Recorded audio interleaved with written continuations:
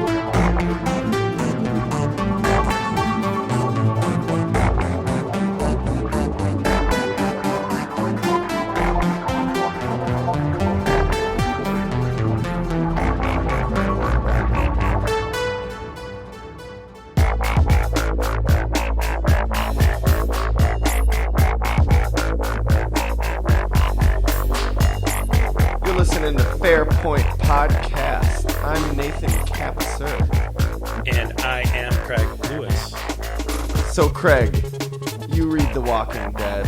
Sure do. And I know you watch the show.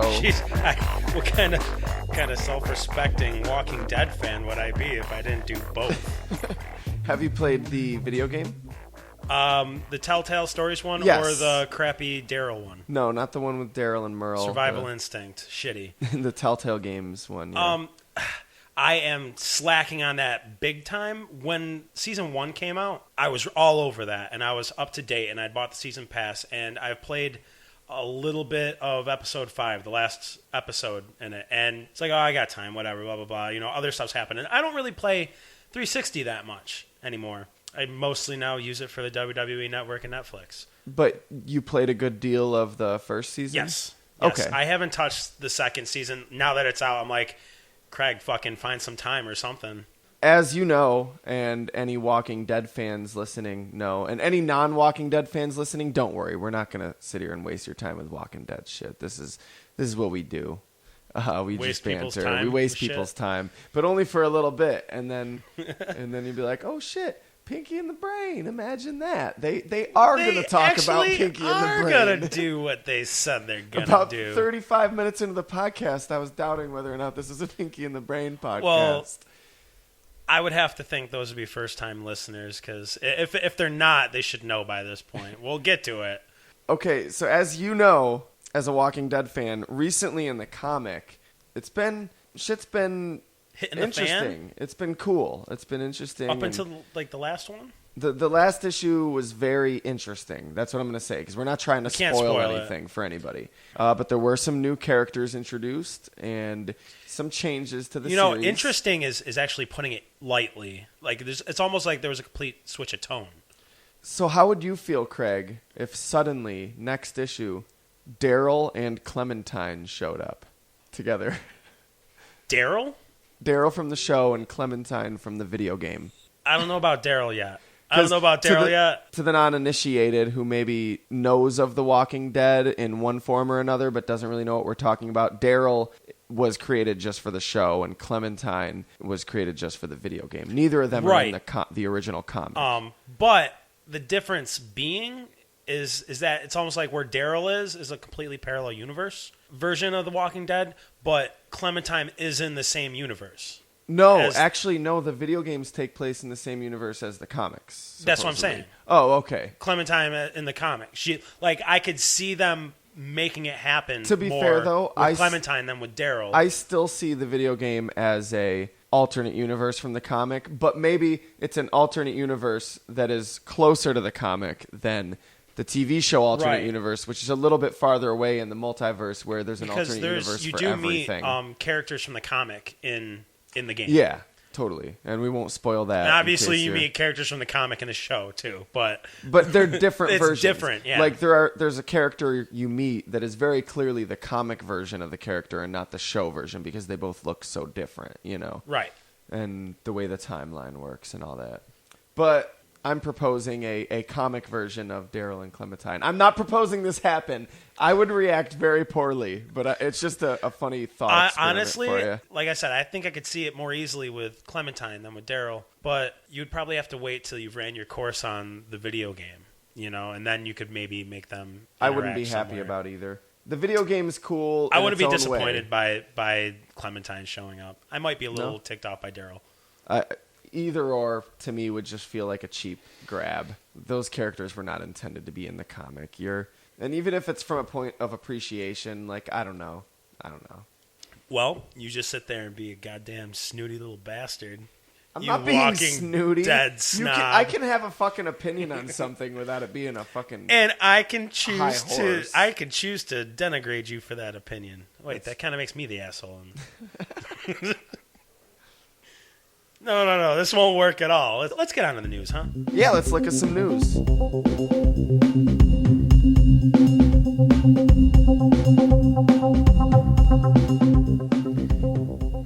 NetherRealm Studios made an announcement. I don't know if you've heard. I mean, I think everybody probably has heard by now. It sounds familiar. What do they do? Mortal Kombat. Oh, okay. New Mortal Kombat's coming out. Mortal Kombat Oh, X. it's video games. Yes. I'm thinking movies. No. Even though as we were setting up, you were like, yeah, we're going to lead in with my video game news. You're still like, oh, they're making another Mortal Kombat movie? Great. It's not Platinum Dunes? Well, at least that's a relief. But somebody mentioned this to me, and they told me, actually kind of bringing it back to what we were just talking about, that they were trying to go for like a Telltale Games style to this. I didn't bother like Googling that, but I think they misread something because we were talking about Telltale Games and how it's storyline driven. And I think maybe they were just like, oh yeah, that's the new Mortal Kombat's gonna. The new Mortal Kombat is not going to be. There's a story behind it. You but yeah, walk in it's and got to like, be a fighting game. Press triangle to tell Scorpion to fuck off. Press square to say Scorpion, you're right. Press circle to say Scorpion, you need to calm down. And press X to rip Scorpion's spinal cord out of his body. Well, they do say it's going to combine unparalleled cinematic presentation with dynamic gameplay. Unparalleled cinematic presentation. Holy well, shit. This is going to be the Citizen Kane of gaming. Step aside, Chrono Trigger. Easy. I don't think we've quite reached Chrono Trigger levels yet. And Chrono Trigger isn't necessarily a great example of, what was it, cinematic presentation? Yeah, cinematic tomfoolery. Yeah, tomfoolery. I saw the teaser trailer for it, and it looks amazing. They showed like a fight between Sub-Zero and Scorpion. I highly doubt that Mortal Kombat will be... They didn't even say in video gaming. They just said... What was it? The highlight of... I'm getting too old for this shit. Okay, here's the official statement. Fueled by next-gen technology, Mortal Kombat X combines unparalleled cinematic presentation with dynamic gameplay to create an unprecedented combat experience. Combat with a K. Well, yeah, you can't trademark combat with a C. And Wiz Khalifa is joining them. Are you serious? To do some music, You're joking, right? Well, he definitely did the music that went with the teaser. So I think there's if we hadn't already done the joke enough times, this would be the point where I say, you know what, I'm done with this podcast. I'm leaving. Then I get up and pretend to walk away. Then you go, oh, no, Nathan, come back. And I'm like, no, I'm done. I'm out. I'll just stop it with this. If you get up and walk away, Wiz Khalifa wins. That's right. It's for Scorpion. That's all it's going to be. Black and Yellow Scorpion is going to be Scorpion's theme song. Every time Scorpion comes out, it's going to be like a wrestler entering the fucking ring with a fucking shitty rapper doing the fucking theme song. Oh, like Black and Yellow, Black and Yellow, Black and Yellow, and Scorpion's like, get over here. Black and Yellow, Black and Yellow. Somebody, please make a remix of that. No, please don't. Comic book movie news. Ooh, comic book. One more take. Ooh, comic book movie news. Screenwriter Max Landis recently tweeted, crazy about Marvel getting Spider-Man back. That's going to be bonkers. Whoa. Wait, they got Spider-Man back? Well, a couple moments later, he tweeted, ellipses, and for the uninformed, that's ... There's a chance I wasn't supposed to tweet that. And then, Whoops. shortly later, he tweeted, haha, 5 months from now, this is all going to be real interesting. So 5 months from now, Sony's finally giving... Who knows? That's the state of affairs. Sony has Amazing Spider-Man. Maybe they got a different Sony has Spider-Man. Sony has Spider-Man. So all Spider-Man. And as far as movie rights go, and Marvel does not. Now, Right. to be fair, Max Landis also tweeted recently that he was playing Gambit in the new movies, and that's clearly a joke. You know, he's not playing he's Gambit. he's just a Twitter comedian then.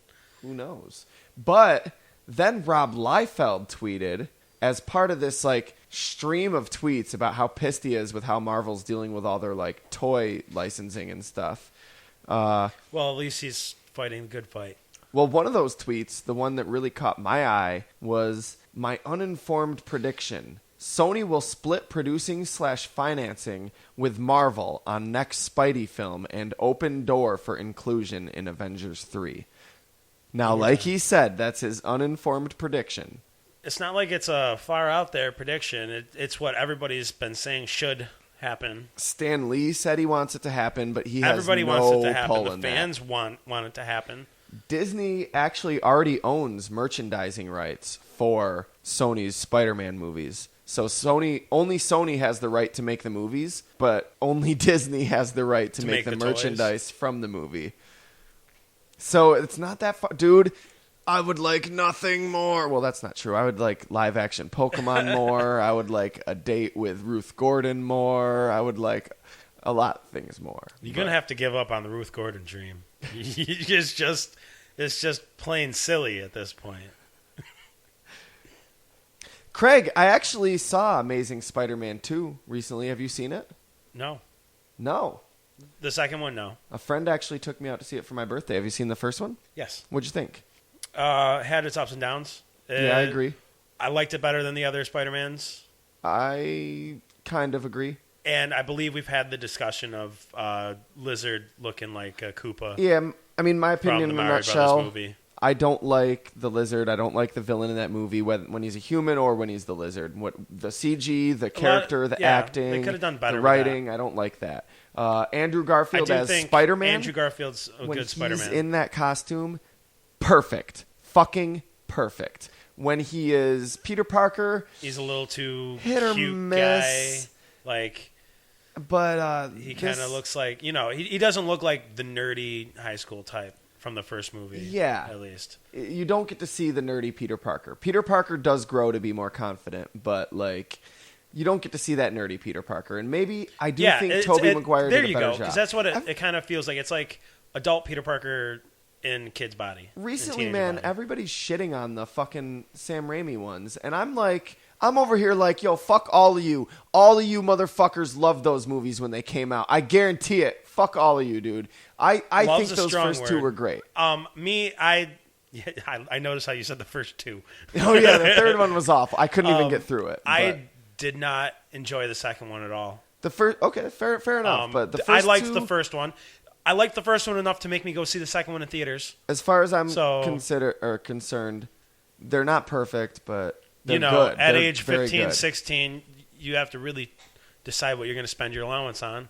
I also don't think Tobey Maguire deserves getting shit on as much as you do. He wasn't the best Spider-Man, but I think he was a good Peter Parker. I think he was a better Peter Parker than Andrew Garfield. But okay, Andrew Garfield as Spider-Man is, before I ever saw him as Spider-Man, is exactly what I see in my head when I'm reading the comics. It's perfect.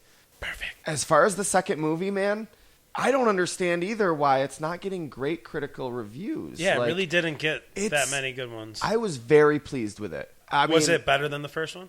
Yes. Without a fucking doubt, in my opinion. And Rotten Tomatoes will tell you otherwise, but without a doubt, it was better than the first one, in my opinion, dude. How dare you go can against the compare it. word of the tomato? Now, there were a lot of times that it did get a little cheesy, but it always was without a doubt self-aware. This is a record for how many times I've said without a doubt in a podcast, but it was always self-aware of this. It knew it was a comic book movie, and it knew when it was being cheesy.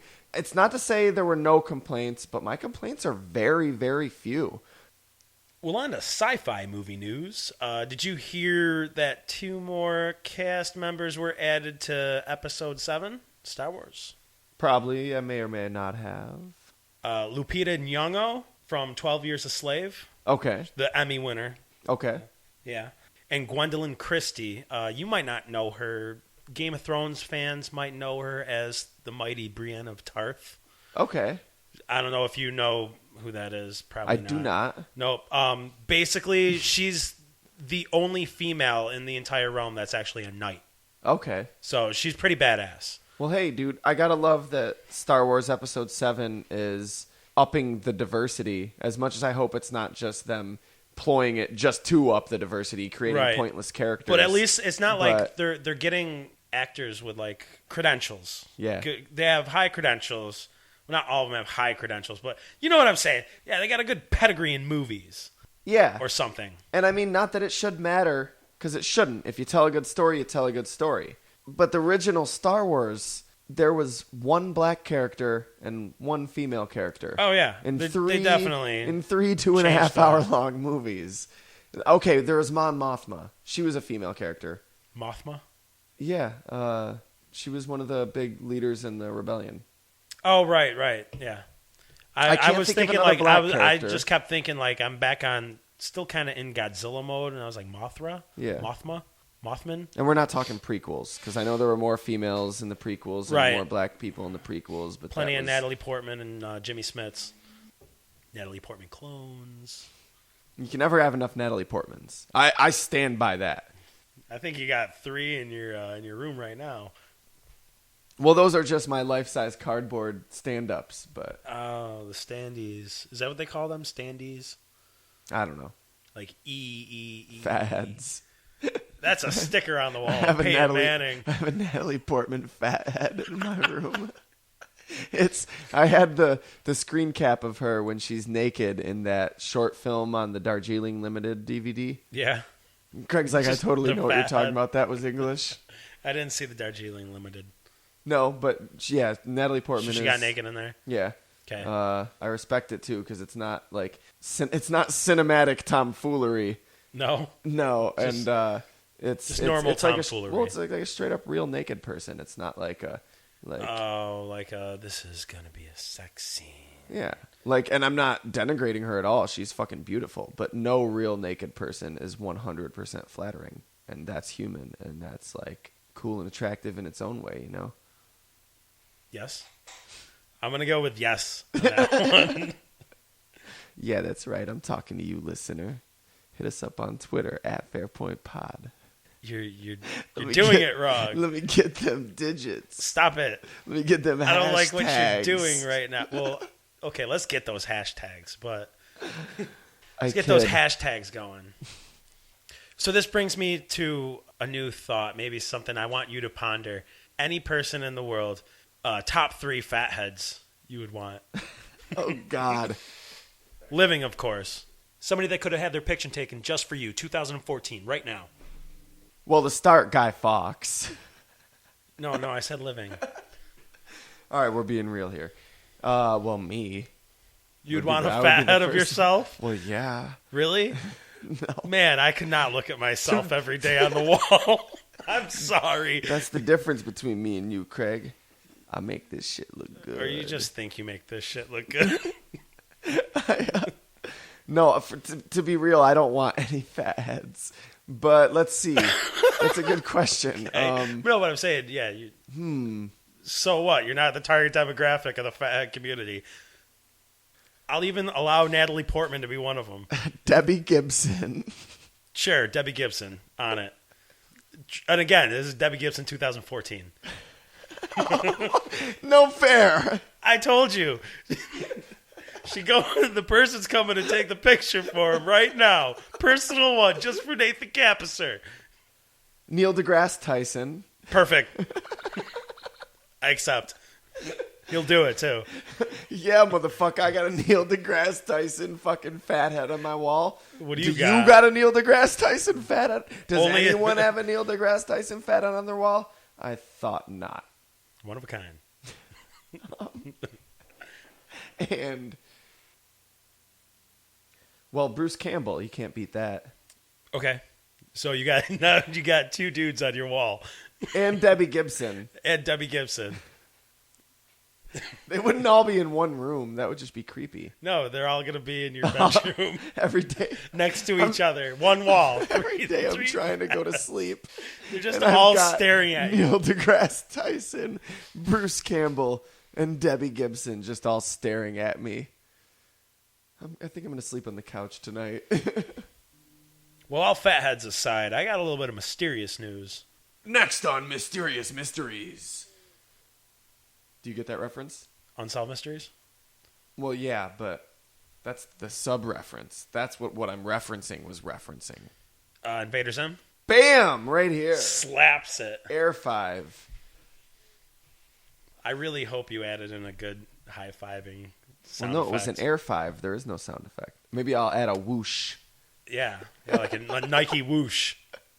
Yeah. All right, let's try it again. There it is. Sounds better. Where'd my hat go? Well, anyways, this mysterious mystery comes straight from a little Russian ghost town called Kalachi. My favorite vacation spot. There's only 680 people live there. Oh, that's why it's my favorite vacation spot. Nice and empty. Yeah. Well, anyways, there's been a series of people falling asleep and staying asleep for 2 to 6 days. People like just randomly go into mini comas. What? Yeah, and they have no idea what's causing it or anything. Like, person said he was milking a cow while, doing his morning farming things, and then he woke up a few days later in a hospital. Jesus. Yeah, just don't know what happened to them. That's crazy. And they don't know why these people are doing it. They think it might have something to do with uranium backlash from, I think, from Chernobyl back in the day. Even then, another doctor thinks it's a neurological psychosis thing that's randomly hitting, just these two towns. Hopefully everybody's all right. Yeah. Well, especially because, consider what if that happened while you're driving? Oh, my God. Well, I'm going to be the classic one-upsman and actually reluctantly one-up your story there. Oh, does it feel good? Does it feel good to go and one-up me this way? It really doesn't. Because I see the pain in your eyes. You don't have to do it. You can just let me stay on top. All kidding aside, man, I almost want to apologize for bringing up this story, but It's not going to make me cry, is it? it's fucked up, and I don't want anyone to get the wrong impression. We are not by any means A, encouraging, B, making light of, or C. Well, now you got me worried if we should even be talking about it. It's fucked up, man. We talk a lot about horror movies. We talk a lot about the internet. We talk a lot about pop culture and mythology. And we've talked a lot about Slenderman on the show before. Yeah, well, I wouldn't say we talked a lot about Slenderman, but we have a few talked about times, him. yeah. I do want to have that Slenderman episode. Oh, yeah, that'd be a great episode. So let's get this out of the way now so we don't have to bring it up then. Okay. Wait, is there a real-life Slenderman? 2 12-year-old girls, actually, were arrested and are being tried as adults. They're facing 60 years in prison. Yes. This is in Wisconsin. They attempted to kill their friend by stabbing her 19 times. Luckily, she's not dead. She's still alive, but she's lucky to be alive. And yeah, people could take a lot of stabbings without dying as long as they don't hit the vital organs. And obviously, I don't think 12-year-olds know what they're stabbing at. Oh my God, thankfully for that. Supposedly, it was they planned this for 3 months. They wanted to please Slenderman. This is why they were doing this. And then run away to his forest mansion. Because apparently Slenderman has a forest mansion. Yeah, he doesn't just eat their souls. Slenderman, I've never heard anything about him having a forest mansion. I even Googled Slenderman forest mansion, and all I can find all you got was Minecraft videos.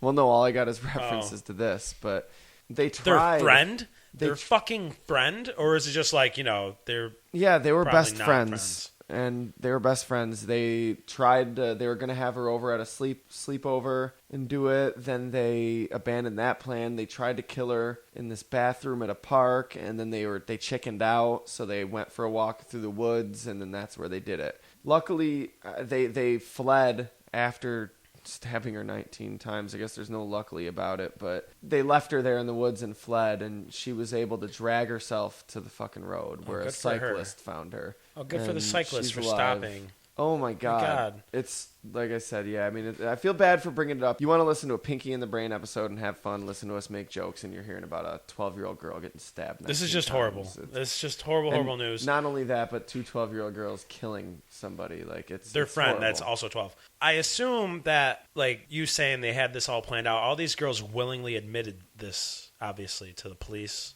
Yeah, they were like, when they finally what got I caught. did was probably wrong. Clearly, they must have some type of... They're 12. By 12, unless you've had the worst parenting in the world or you have clearly... You should know that killing another person is not okay to do. It might seem like I'm trying to trivialize this or make a point with this, which I promise you I'm not. This is not something I planned. This is something that popped in my mind here in the conversation. Because, as you may have gathered, we plan very little on this show. Plan? Huh? Plan something? It's a classic case of atrocities committed because of a blatant misunderstanding and failure to even get the basics of the mythology you're fucking creating these atrocities for. Oh, you did it because you want to please Slenderman? Well, you didn't read enough about Slenderman. Obviously, that's not there's Slenderman. Nothing on there about Slenderman rescuing children. You don't make fucking sacrifices who did you hear to that Slenderman. from, man? Granted, we're talking about two psychologically disabled 12-year-old children, but fuck, man, it's awful. Thank God she survived. That's awesome. Yeah, we definitely wish the girl a very quick recovery. Yeah, seriously. Well, palate cleansing time. We can move on to the topic that everyone wants to hear about now, right? Yeah. Okay.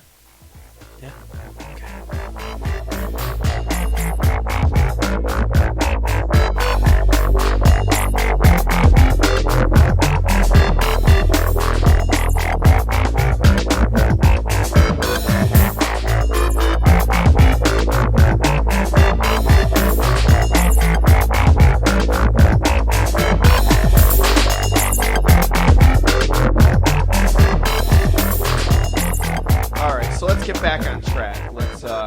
Let's get to some cheerful, fun discussion, fanboying out a little bit. Let me just crank up the fact spot a little bit there. And got it? Okay, let it go.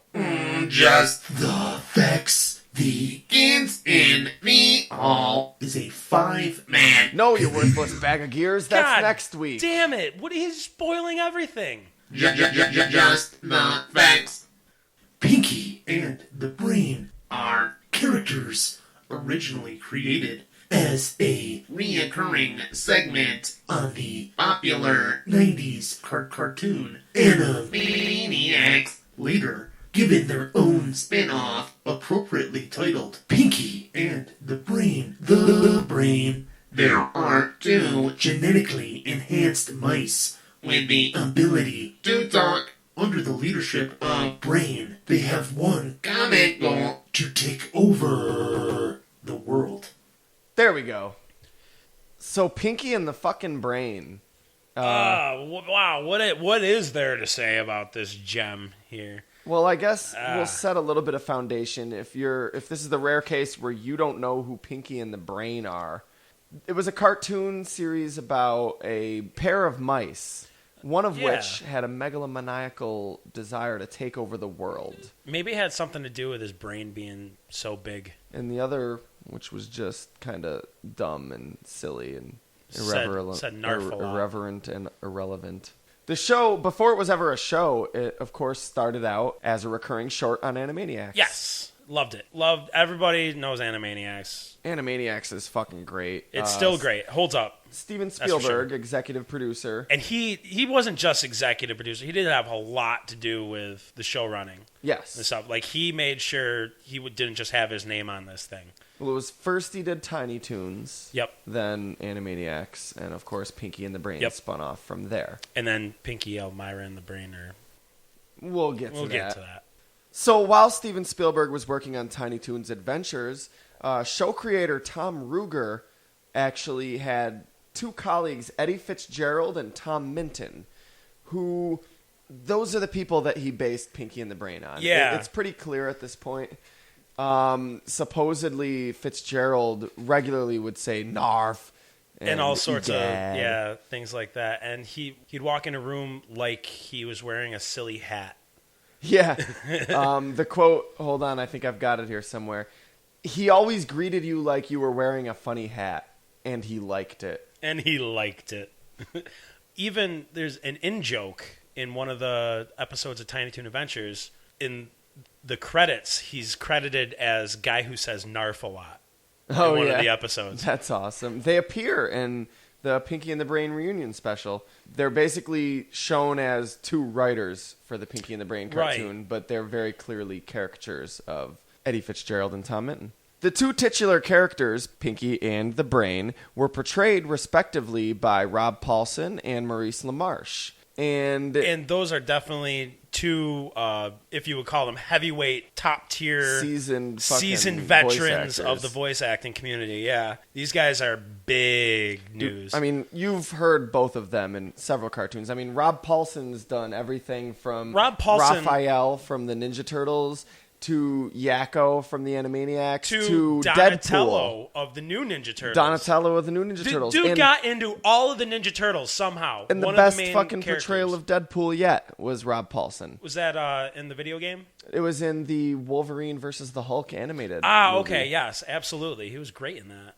And obviously, a lot of people might know Maurice LaMarche from, if you're a huge Simpsons fan or Futurama fan, he's all over that crap. And he is obviously channeling Orson Welles here when he's doing the Brain. Well, he describes it as 65% Orson Welles, 35% Vincent Price. Right.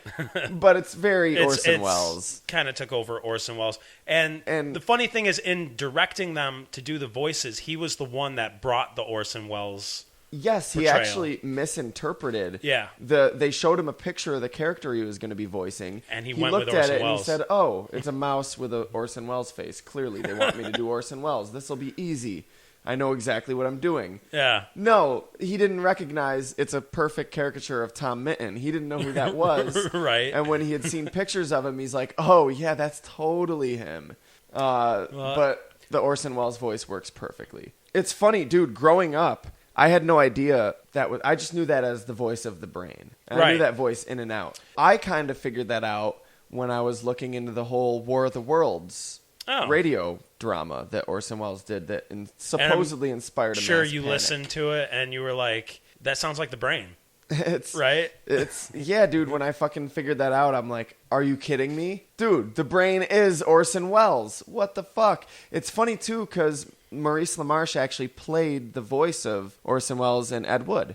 Yes. You've seen Ed Wood, right? Yep. My favorite Tim Burton Johnny Depp collabo. It's if you haven't film. seen, a lot of Excellent people haven't film. seen it. It's phenomenal. It's the story of real life shitty filmmaker Ed Wood, and it's great. Dude, Martin Landau's performance as Bela Lugosi is amazing. Yeah, it was good. Worth watching the movie just to see that. It was good. Well, back to Pinky and the Brain. More so, Maurice LaMarche and Rob Paulsen. Some of you may not know the connection that they have goes way back beyond Animaniacs and shit like that. They were both in a ton of stuff, childhood shattering stuff. Like, they were both in the Transformers cartoon. Okay. Ridiculous. They were both Transformers. Okay. And that's cool. Yeah, that's awesome, isn't it? And they were both in G.I. Joe. Okay. So, like, that was Rob Paulsen's first cartoon voice work was G.I. Joe. He was Snow Job and Tripwire, the two of the Joes. Craig, this is a family podcast. It's a snow job, not the other thing, okay? I don't And even want to know what a snow job surprise, is. That surprise. just sounds uncomfortable for all parties involved. It's very cold, very chilling. Surprise, surprise, Maurice LaMarche is fucking Destro. What? One of the That's cool. main villains of the like. Maurice LaMarche, what have you done? I was fucking Destro. One other cool thing that I didn't realize, that I'm just going to throw out there, it's not mixed between the two, but did you know Maurice LaMarche was also Mr. Freeze in the Arkham games? No, I did not. For real, how fucking awesome is that? I can see it. That's pretty cool. Yeah, and one more thing about the two of them, I saw them at. I didn't personally see them. I saw a video of them doing a panel at one of the Comic Cons when as Pinky and the Brain. You know, they just did Q&As and answered a lot of stuff. But Rob Paulson was talking about how lucky he was to be in all the Ninja Turtles and be actual Ninja Turtles. And then Maurice LaMarche made this side comment that was like, oh, you know, yeah, I would like to be in the Ninja Turtles too. And then Rob was like, you want to be in the Ninja Turtles? He's like, yeah, I wouldn't mind that. He was like, all right, I'll make it happen. Done. And he just like stretched his arms like, yep, I did that. It's going to happen. So Thy will be done. Look out for Maurice LaMarche to be in upcoming episodes of Nickelodeon's excellent Teenage Mutant Ninja Turtles. He being Maurice LaMarche, reprised the role of Brain in a Robot Chicken episode. Oh, yeah, that was so awesome. It's too bad Rob Paulson wasn't there. I can't imagine that he would have said no. I imagine it had to have been like, right. Oh, we've got you, Maurice LaMarche. Dude, do you want to do a fucking Robot Chicken with us? And they threw it together, I'm sure. Otherwise, I can't imagine Rob Paulson being like, nope, not going to do it. I can't do Rob Paulson. No one can do Rob Paulson. I'm too busy doing Yakko right now. Yeah, nobody can do Rob Paulson. This show was fucking fantastic, dude. It's won tons of awards, critical acclaim. Oh, absolutely. The Christmas special won an Emmy in 1996 for Outstanding Animated Program. It was that outstanding. It was that outstanding. Rob Paulson won the Annie Award for Outstanding Individual Achievement for voice acting by a male performer in an animated television program production. And when he accepted the award, he won it 2 years in a row. In a woe? Okay, 2 Elmer. years in a row, Queg. I swear. Yeah, I'm sure when he accepted the award, he promptly just said, enough! And then walked off stage. And you know who won it the next year? Maurice LaMarche. Yes, sir. They own it. They own animation at that time period. That was after Animaniacs, though, right? Was Animaniacs over at this time? By 98, probably. Yeah, I mean, they were fighting with The Tick and, yeah. Well, in 99, Rob Paulson won an Emmy for Outstanding Performer in an Animated Program. And the series also won in 1999 the Daytime Emmy for Outstanding Special Class Animated Program. Not only that, but the episode Inherit the Wheeze, in which Brain is experimented on by a tobacco company, and oh no, they're making mice smoke now? Well, and it won a Prism Award for its anti-smoking message. Oh. Yeah, and one other thing that I found very interesting is, did you know that one of the writers on the team was Alex Borstein? I did. That's just crazy to me, you know. Pre-Mad fucking TV. Lois Griffin, Miss Swan.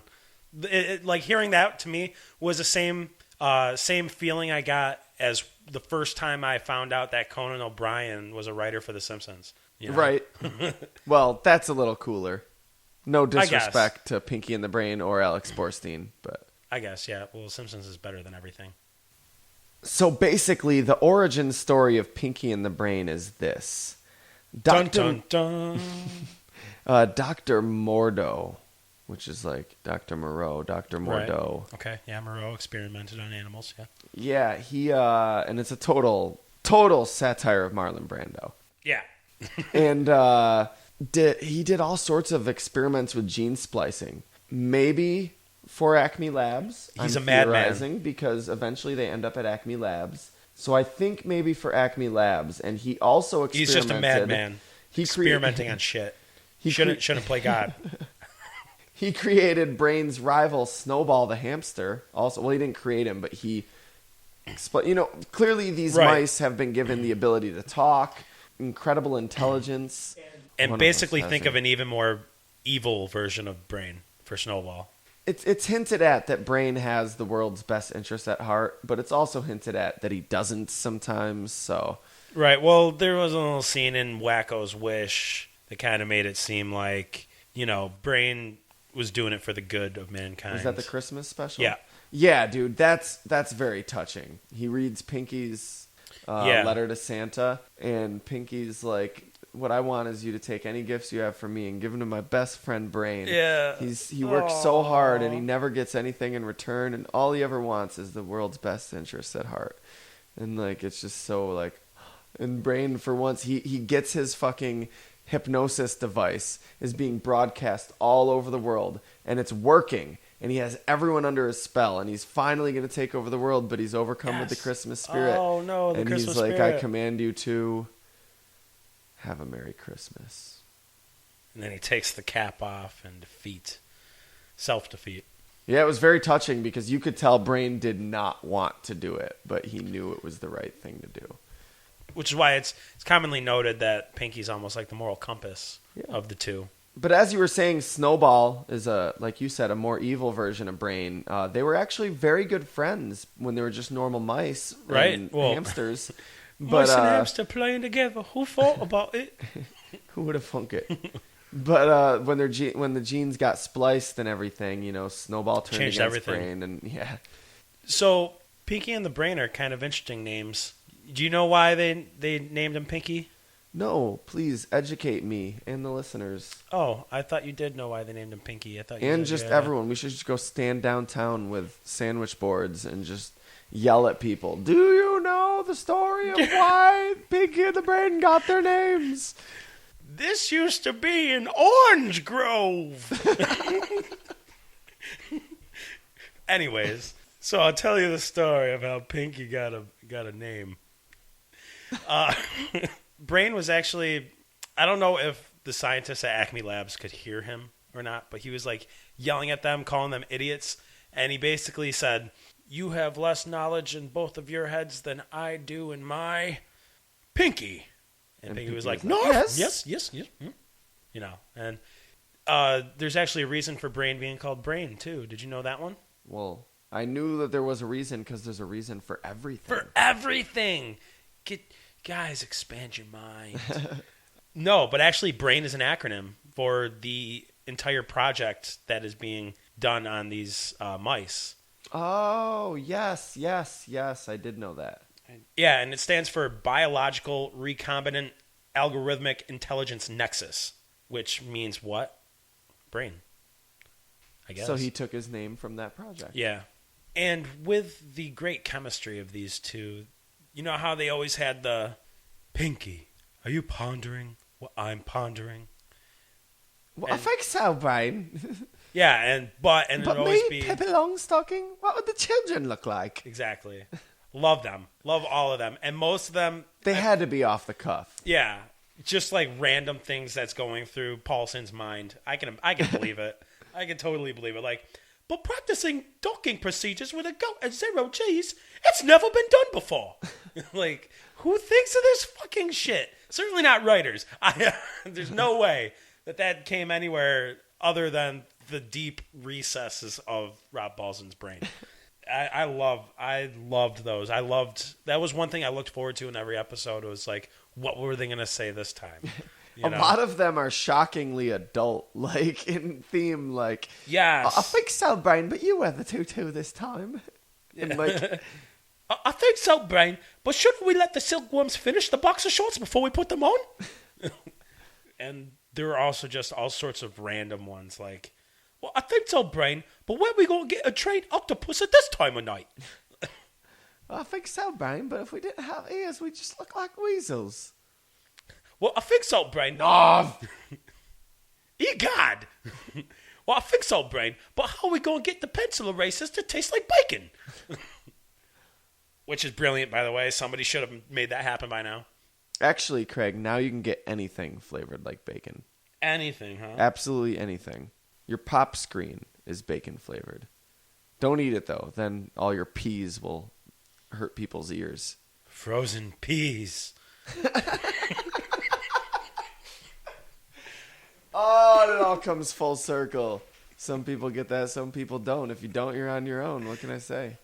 I hope I just made a couple fanboys squeak. Pinky, believe it or not, actually does have a girlfriend.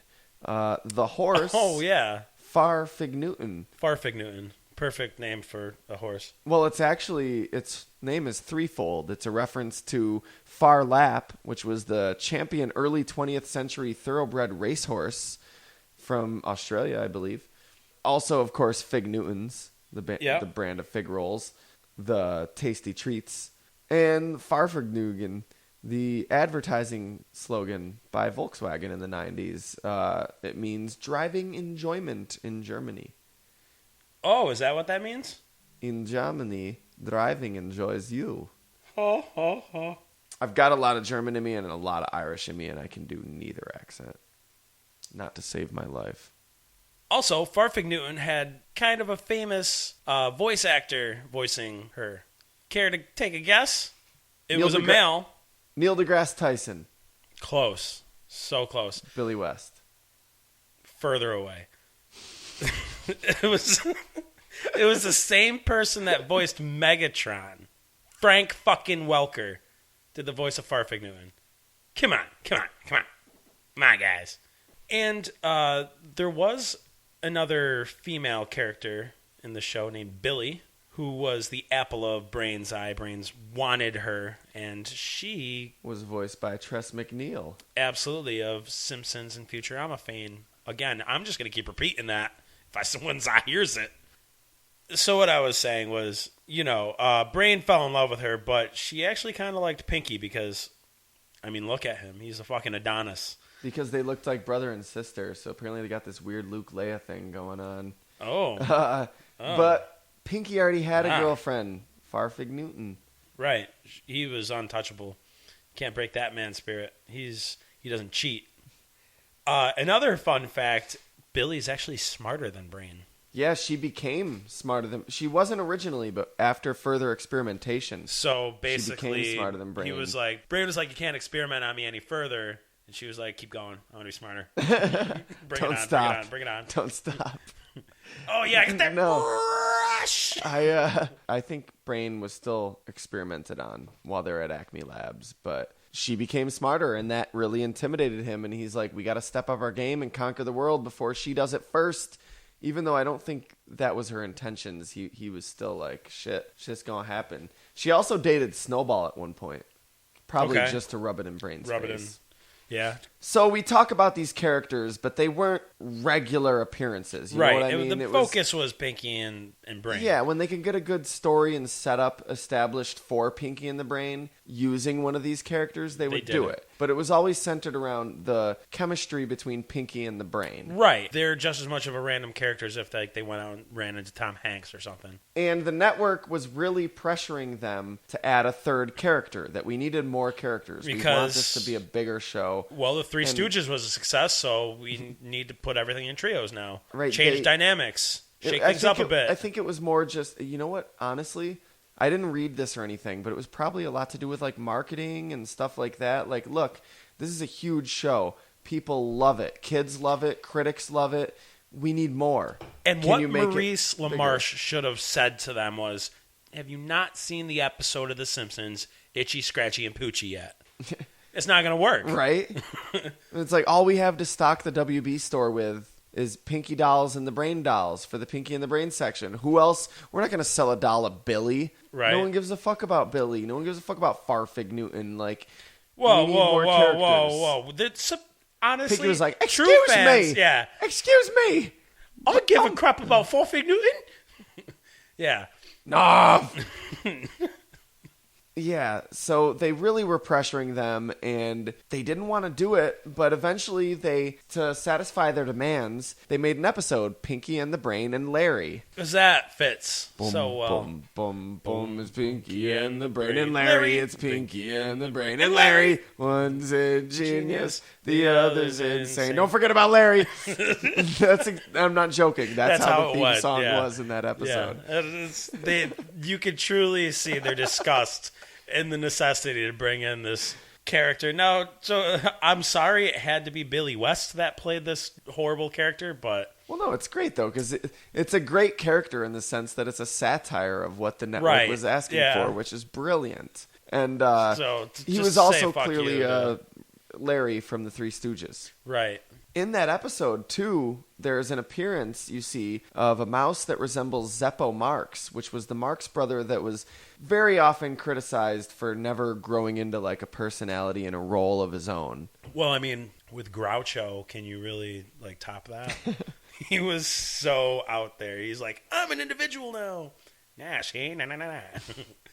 Well, unfortunately, eventually their demands did go through because eventually Pinky and the Brain, the series got canceled, and they came out swinging with a new series, Pinky, Elmira, and the Brain. Which, to me, at the time, as a fan of all this crap, and a huge fan of Tiny Toon Adventures, of course, Elmira was my most hated. Like, I hated fucking Elmira, man. I did not think she was funny. Thought she was annoying. I didn't either. As a kid, I disliked Elmira. I never got where she came from. Yeah, she's Elmer Fudd's niece. I get it. Yeah, but well, she's not his niece. She's just modeled after. None of the Tiny Toons characters were actually related to any of the characters they're modeled Buster, after. Babs, and Plucky, because their idols were, Bugs and Daffy. Well, her last name's Duff. It's Elmira Duff. Right. Granted, she could still end up being his niece. Maybe she is. I think it was said somewhere. I don't know. I could possibly be wrong.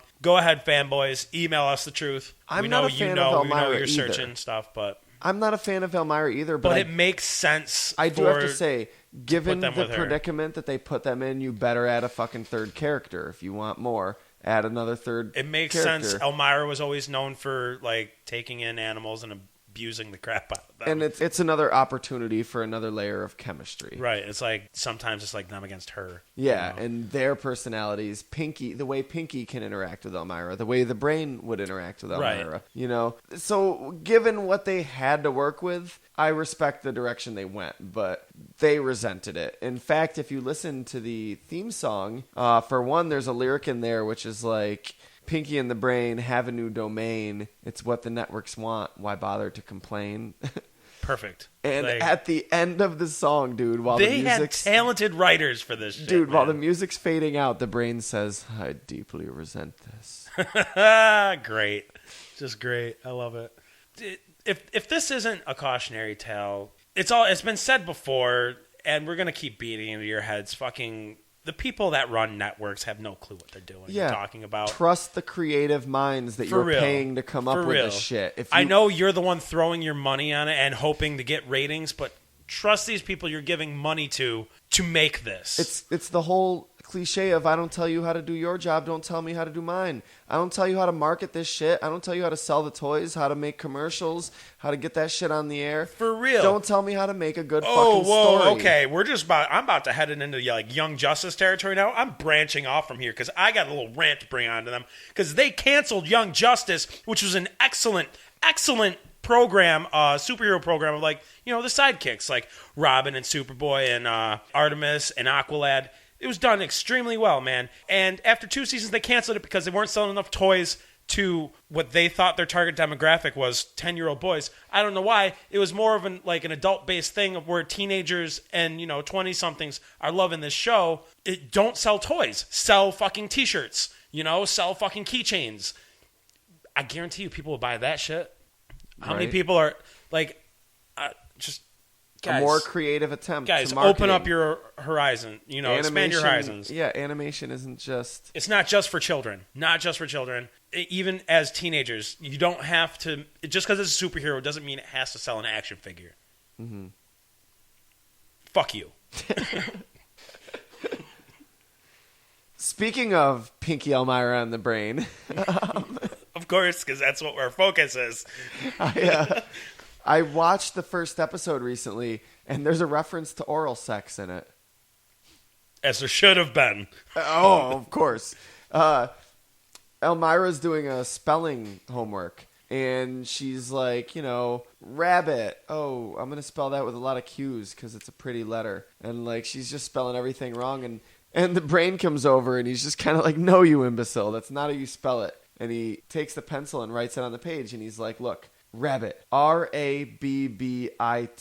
Genus Oryctolagus. Species Caniculus. And Elmira's like, naughty waddy potty talk. You're getting your mouth washed out with soap. And like grabs him and drags him to the bathroom.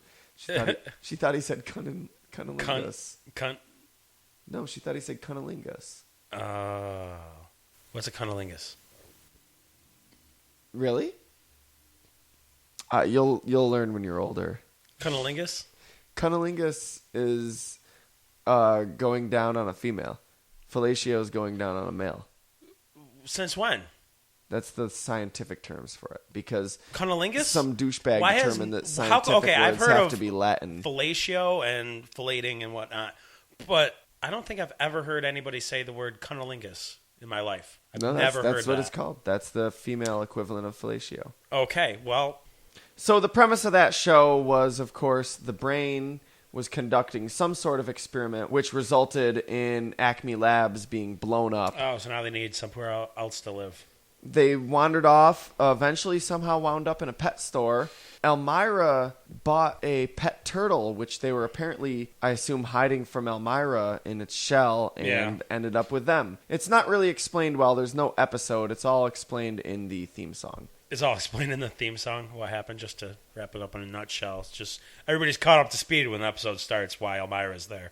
So there is a fan theory that's been going around that Pinky is actually the genius and the brain is the insane one. Oh. The theme song says one's a genius, the other's insane. Clearly, the brain has some megalomaniacal tendencies. He wants to dominate the world. As crazy. And Pinky is actually very respectful to all other people, and it seems like most of the episodes follow the formula of the brain comes up with a plan, Pinky makes a suggestion, the brain shoots it down, the brain ends up failing, and Pinky the suggestion ends up being right. Usually, would have ended up with a success. Yeah, I could see that. But he's also kind of a dummy. Well, Pinky and the Brain became popular enough to where they were referenced in other medias and such. One allusion to them was actually in an issue of The Incredible Hulk. Cool. Right? It was just like panels with two mice who were being experimented, who were in like an omnibus center, which is Marvel, you know. Yeah. One had an enlarged brain, an enlarged head. So it kind of looked like Brain. And when their cage was destroyed, you heard a "narf" sound. Oh, that's awesome. Yeah. Well, you didn't hear it. You read it. It said "narf" in the comic panel. So it's very possible that they coexist in the Marvel universe. Yeah. There's also in Fallout 2, there's an albino mole rat, which has, I guess, an enlarged brain case, and its name is Brain, and he wants to, you can take your guess, A, party like it's 1999, B, dance like no one's watching. Oh, you should always dance like that. C, just have a nice relaxing night at home with some Netflix and some ice cream. Or add a D, glass of wine and you got me. Or D, take over the world. I'm going to go with the Netflix one. No, you'd be wrong. He wants to take over the world. It was between that or partying like it was 1999. And there is another albino mole rat in the game, although it doesn't really bear any resemblance to Pinky. It can be surmised that that's why there's two of them. Yeah, and actually in the game, one of the responses in the dialogues you can choose to have to them in reply is, "That's some big plans for a small rat." You can either say that, or you can say, "Well, I think so, Brain." If only they would have added that as an option. Also, Rice University draws. They have their own neologism dictionary, and they actually have "narf" included into the dictionary. That's pretty sweet. It's defined as a random sound or nonce word. Mm-hmm. Nathan, are you pondering what I'm pondering? Well, I think so, Craig. But why would Clint Howard be going through our underwear drawers? No, you idiot. It's time for plugs. Oh, is that the plugs? I thought we weren't going to talk about those plugs We in can't public. talk about that on Right. the net. You hit me the last time I brought that up in public, Brian. Not this time. I almost called you Pinky. No, I did just call you Brain. You did just call me Brain. But anyways, yeah. So, go to our YouTube page. That seems to be popping right now. Popping like Orville Redenbacher. Yeah, well, recently we have added the Blockbuster Buster episode up on there. That's getting a lot of hits, obviously. Check out our other shit. We got small promos, a lot of shorter stuff on there. You just go out there and check it, man. YouTube.com/FatPornPodcast. Subscribe to that channel. And like our Facebook page. Always like the Facebook page. That's the place to follow. You get every YouTube update. You get every Tumblr update. You get every SoundCloud update. You get all these things that we haven't even told you about yet updates on the Facebook. So go like all those other ones. But if you don't feel like spending that much time, just go like the Facebook. It all happens at the Facebook. You get all in one. All the pictures. Well, there's more pictures on the Tumblr. So if you want more pictures. I was about to say. fairpointpodcast.tumblr.com. You'll get all sorts of pictures there. But Facebook, you get witty status updates. You get more information about next week's topic. For example, you know how last week we led you on and we were like, "Oh, what's our next week's topic?" They want to take over the world. If you followed the Facebook, you would have found maybe a clue or two and figured it out before everybody else. Maybe be told. Or maybe just be told a couple days early like we did. But, you know. And when you're done there, you should follow us on Twitter @FairPointPod. We're similar to Facebook, but with less characters. Less characters, just like Pinky and the Brain. And Larry. And Larry. Or do without Larry. And Larry. And Larry. And Larry. And Larry. And on iTunes. iTunes, you're probably getting the episode from iTunes, but we're all over the place now. Tons of podcast directories. Yeah, the Podbay app on Android phones. Absolutely. Name a few more. Go ahead. We might be on the BlackBerry network. There, didn't I? Just search Fairpoint. You'll probably find us. Wherever you can download podcasts from on your phone. But iTunes is kind of the premier distributor for podcasts, so it helps us if you're hitting us up on iTunes, or even if you're not, right. just to stop by and leave us a rating. So if you're chilling with your Galaxy Note 4 or whatever, just go to Podbay now. Yeah, don't need iTunes anymore. Or you can find our RSS, www.secretroommultimedia.com/fairpoint/fair.xml. No, I'm not going to say it again. You can check it out. I really wish you hadn't said it the first time. Anyways, from the Secret Room, I'm Nathan Kappesser. I'm Craig Lewis. And Larry. Don't forget about Larry!